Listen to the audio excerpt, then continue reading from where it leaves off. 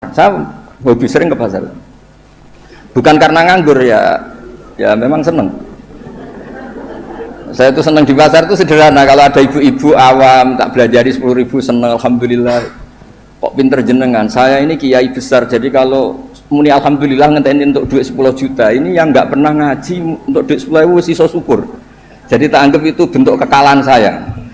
Jadi kalau nang pasar itu bentuk tawaduk kula. Ini mboten ngajari terus kiai-kiai nang pasar nggih mboten, iki cerita mawon. Cerita istihad kula. Assalamualaikum warahmatullahi wabarakatuh. Kula tak cerita sedikit tentang, tidak tahu saya terjemahnya tip itu ilmu kedokteran apa ilmu kesehatan, saya juga tidak tahu. Tapi ketika Pak Imam rawuh tenggen kula sukani kitab Al-Qanun fit Tib karanganipun Ibnu Sina. Di antara yang didhawuhna Imam Syafi'i radhiyallahu anhu itu ngendikan al ilmu ilmani. Ilmu itu ada dua, ada ilmu fikih wa ilmu tib. Ilmu kesehatan. Kemarin kula alhamdulillah nderekaken Gus Zofur pas wisuda wonten Pak Imam Taufik, Profesor Imam Taufik. Kula niku sering cerita secara keilmuan. Ilmu kesehatan itu penting. Misalnya ada orang belajar sabar lewat referensi kayak hikam, kayak ikhya. Tapi makanannya itu pemicu emosi. Kalau guyon mbek Gus Zofur iku mandindi kira-kira. Jadi belajar itu sabar, wajib sabar. Tapi yang dimakan itu yang memicu emosi. Belajarnya tentang kesehatan berpikir, tapi nyabu. Artinya makanan itu punya pengaruh penting dalam sistem tubuh kita. Orang mabuk ya karena makanan, orang gampang emosi ya karena makanan. Makanya Imam Syafi'i di sini ngendikan ilmu fikih wa ilmu tib. Orang punya kemampuan rasionalitas itu kalau otaknya normal. Normal itu bisa dipicu disebabkan cara pandang. Cara pandang ini penting. Misalnya tadi, kalau orang ngundang saya itu pikirannya itu ngundang, kalau nggak dituruti itu terus mutung, darani sombong macam-macam. Kalau saya itu cara berpikir kebalik, diundang nang panggung, terus ngadeg, terus ngandani wong, kadang dikandani luwih sepuh, terus ruwet. Kulo niku pun memaklumatkan diri Islam, mbah-mbah kulo niku terkenal wali, jadi kulo nggih mau daftar wali resmi.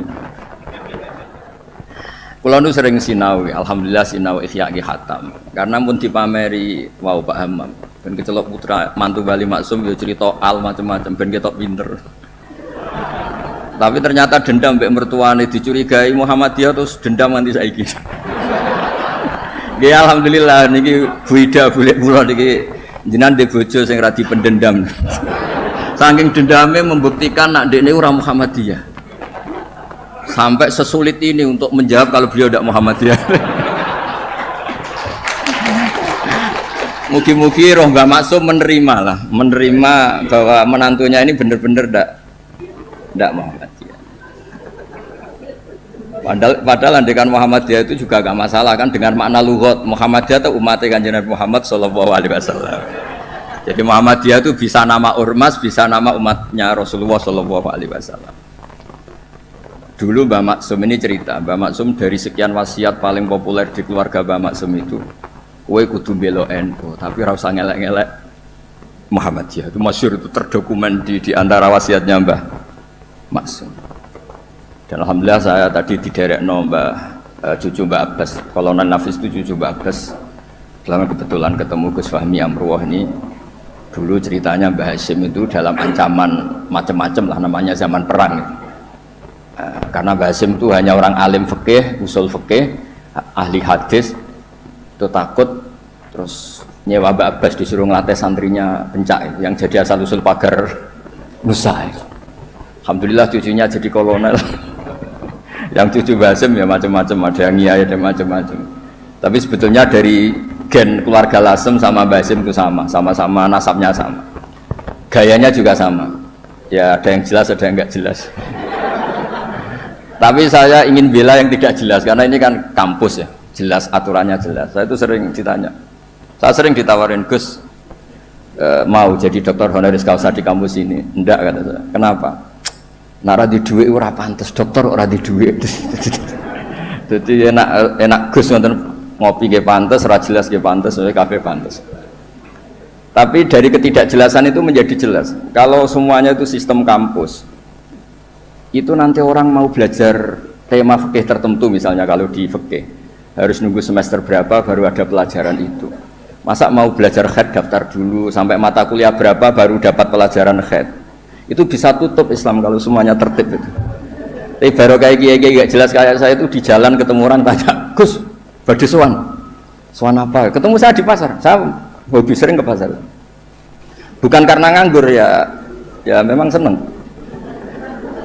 Saya itu seneng di pasar itu sederhana. Kalau ada ibu-ibu awam tak belajari 10.000 seneng, alhamdulillah. Kok pinter jenengan, saya ini kiai besar, jadi kalau muni alhamdulillah ngenteni untuk duit 10 juta, ini yang nggak pernah ngaji untuk duit 10.000 sisa syukur. Jadi tak anggap itu bentuk kekalahan saya. Jadi kalau nang pasar itu bentuk tawaduk kula. Ini buatan ngajari terus kiai-kiai nang pasar nggih buatan, ini cerita mawon. Cerita istihad kula. Terus saya bilang, buatan usah di sini saja. Terus tanya, anak saya itu istighadah, keluar darah gini-gini, sholatnya gimana? Tak jawab saat itu juga. Jadi nah ini yang tertib ya monggo, yang nggak tertib ya, karena barokahnya nggak tertib itu, misalnya semua orang soleh di masjid, kalau ada orang kecelakaan yang nolong ya orang-orang yang di jalan, itu orang-orang nggak tertib, tapi itu efektif itu, ada orang tersesat yang nolong mereka, kecelakaan mereka, ada orang jampret yang nolong mereka. Jadi umat Islam itu di mana saja itu baik, yang jalur kampus ya baik, yang jalur nggak tertib kayak saya juga baik. Dan dari dulu saya itu yakin suatu saat saya tetap keramat dengan cara saya seperti ini. Bukan apa, karena tadi orang Islam itu banyak yang nganggap kampus itu elit. Wow, itu bayar, terus elit, terus berdasi. Jadi bayang notok aja enggak. Kalau cerita Pak Imam Taufik pertama kuliah itu sudah bayangkan di wisuda, kata beliau pas di sana pertama masuk itu sudah bayangkan di wisuda. Kalau di pondok kan enggak. Wong Islam talukan mondok, sekian ini ra jelas, padha ra jelas santai. Dijak jagungan, mau ditakoki kowe candi le. Ngapak, ngapak santai. Ya pokoknya agak jelas.